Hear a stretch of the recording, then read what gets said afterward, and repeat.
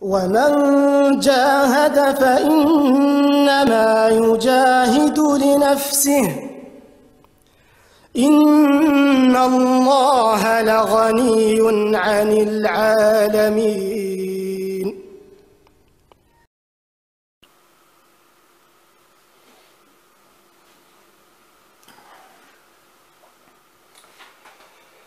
Salam alaikum à tous mes frères et sœurs en islam et belle journée à tous mes frères et sœurs en humanité. Donc mes frères et sœurs, aujourd'hui je suis très heureux de vous retrouver donc, pour la 52e vidéo de ma série Mes écrits sur l'islam, dans laquelle je vais donc vous lire et commenter un texte extrait de mon livre Je vous embrasse d'amour.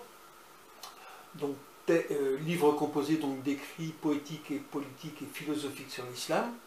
Alors aujourd'hui nous sommes le vendredi donc 23 avril 2021 et c'est le 11e jour du mois de Ramadan. Hein. Donc si je ne vous l'ai pas déjà dit, pour ceux qui me découvrent, je vous dis donc Jumu'ah Moubarak et Ramadan Moubarak et donc à tous les musulmans. Hein.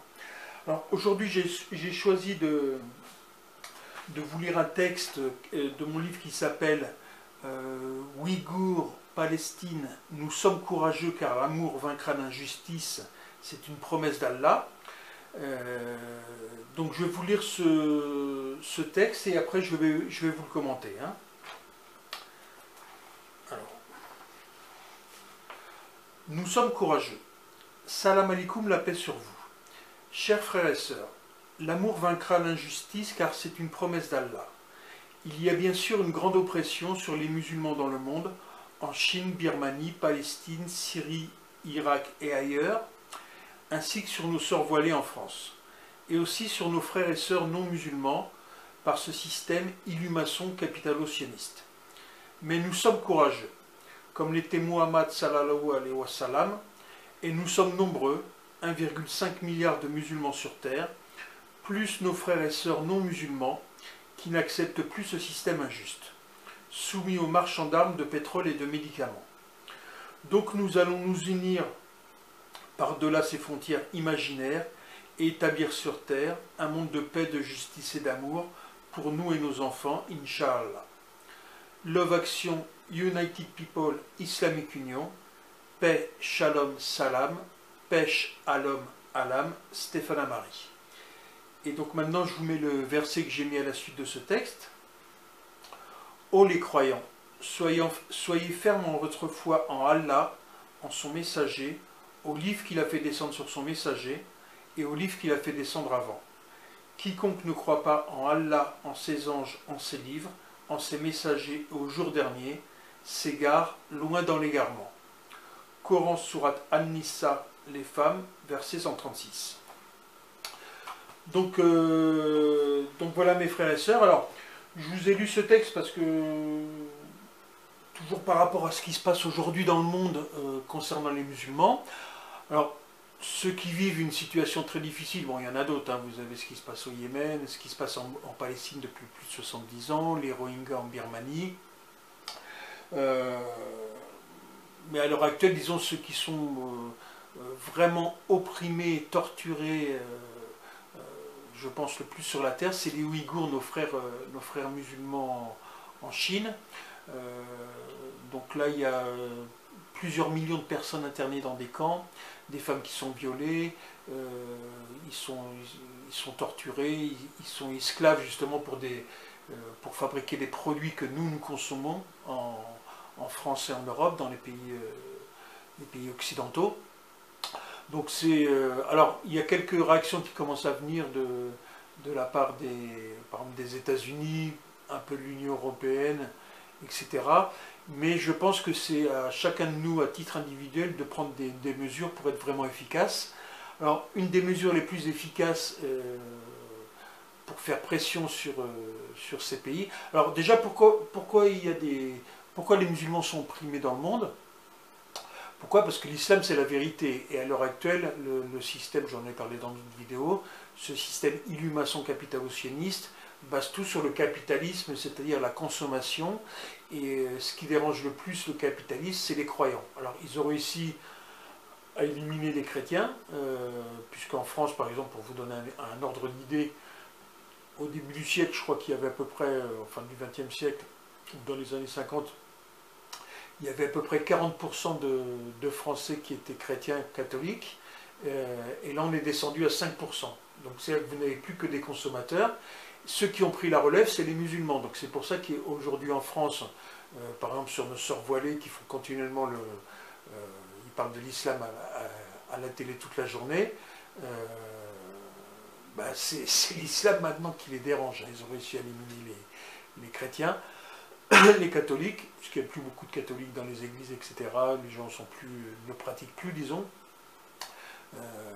Donc par contre les musulmans pratiquent, et les musulmans sont visibles, surtout nos sœurs qui portent un hijab, donc c'est ça qui les dérange, puisque quelqu'un qui voit une sœur avec un hijab dans la rue, même un chrétien de tradition, il va se poser des questions, il dit tiens, ah oui c'est vrai Dieu existe, je l'avais oublié, et ben non, oui Dieu existe, et comment dire, nos sœurs sont là pour le rappeler avec ce vêtement.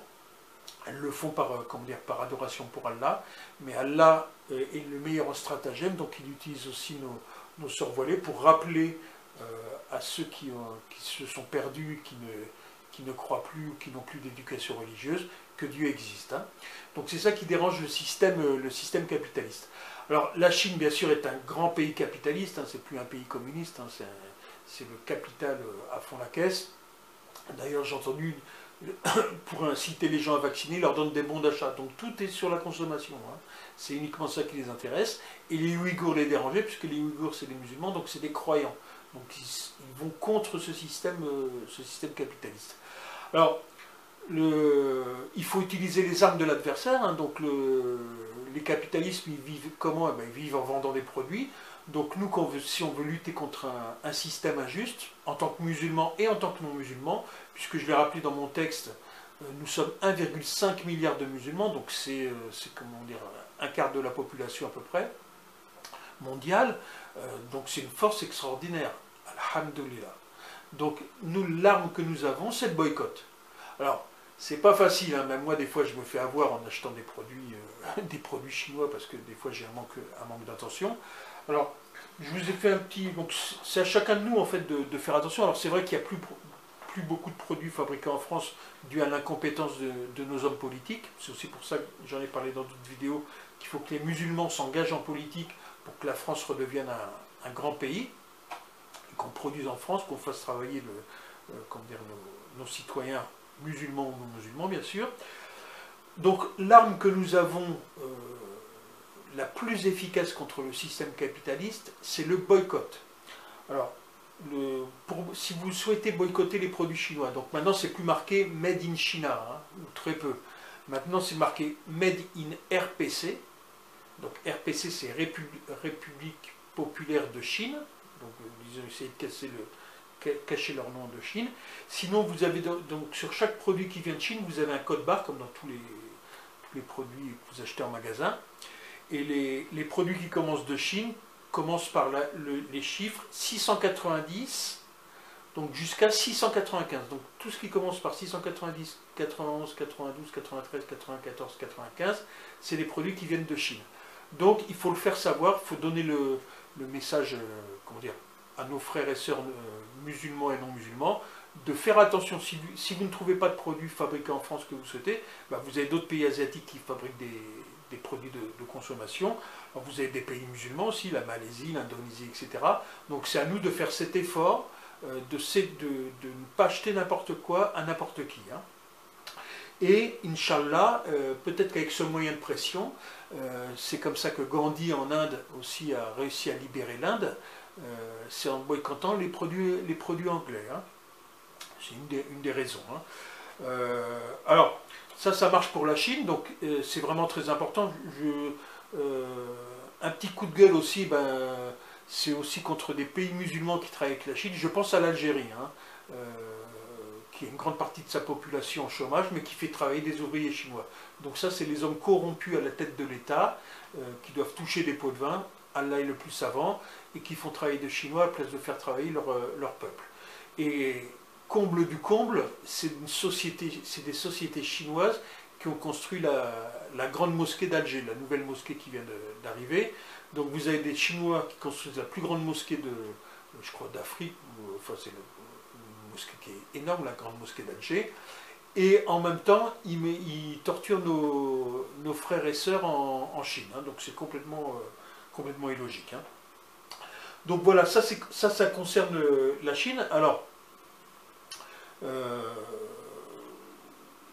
vous avez d'autres choses, j'en ai parlé aussi. En ce moment, c'est la période du Ramadan. Vous avez ce qu'on appelle les dates Mejdoul, qui viennent d'Israël. Alors, ils cachent aussi ça, ils disent que ça vient des colonies, mais de toute manière, c'est sur des terres volées aux Palestiniens, donc c'est Israël qui empoche les bénéfices. Donc, c'est à nous de faire attention quand on va dans les supermarchés, de voir d'où viennent ces dates. Si c'est marqué produits de Palestine, etc., il ne faut pas croire. Hein, en Palestine, les Palestiniens travaillent de force pour les Israéliens. On leur a volé leurs terres et on les emploie en tant qu'ouvriers. À nous de faire aussi attention sur les marchés. Hein.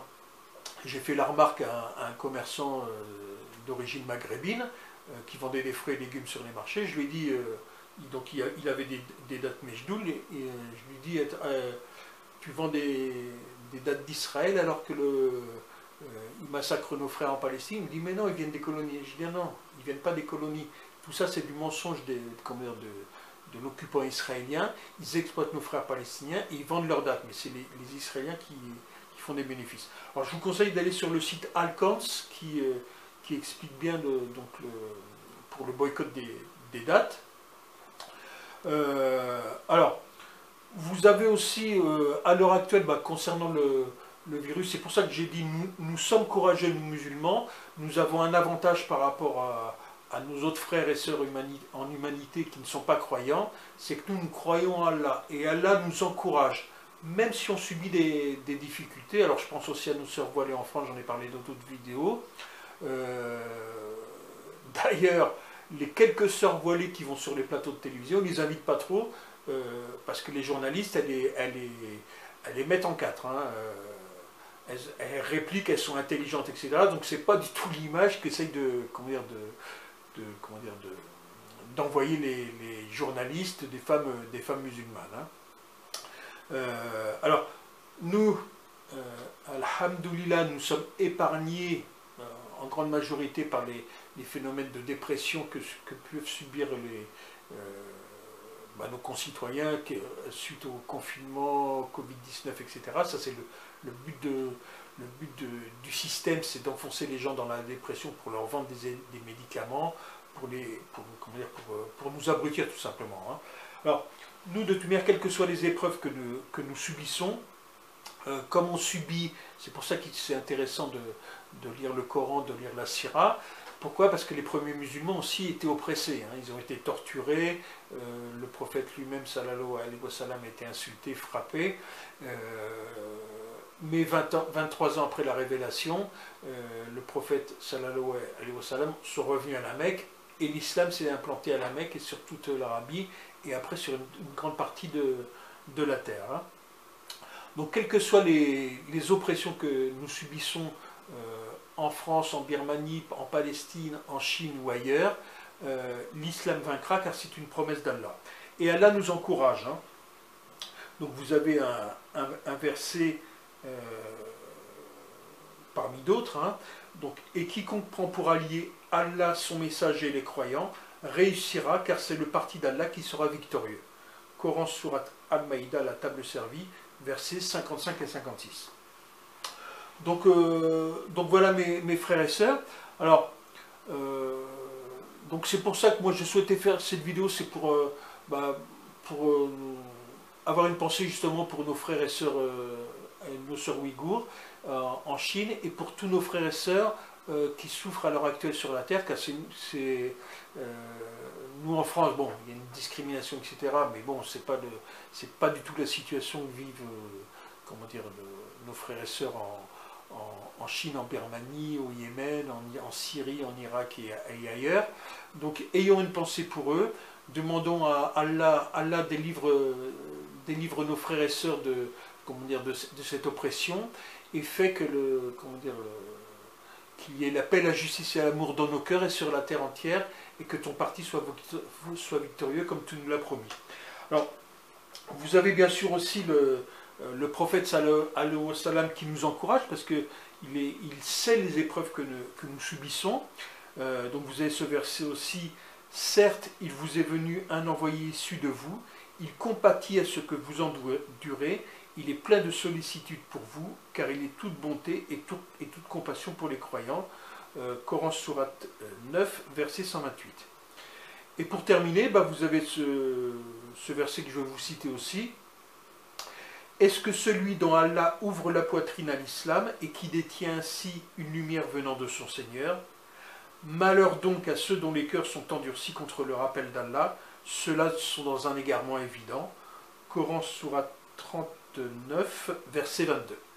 Donc voilà mes frères et sœurs, donc gardons l'espoir, les choses vont s'améliorer Inch'Allah. De toute manière, tout est en marche. À l'heure actuelle, on voit en France, vous avez de plus en plus de mosquées qui se construisent. Les Français non musulmans, contrairement à ce que disent les journalistes, on vit très bien entre musulmans et non musulmans. Les musulmans sont totalement intégrés à la société. La seule chose qu'il faut que nous fassions à l'heure actuelle, c'est de nous engager plus en politique pour qu'en France, comme dans d'autres pays, il y ait la paix, la justice et l'amour, ainsi que la devise de la France, la liberté, l'égalité et la fraternité, pour nous et nos enfants, Inch'Allah. Donc je vous dis à bientôt, Inch'Allah, et que Dieu nous protège.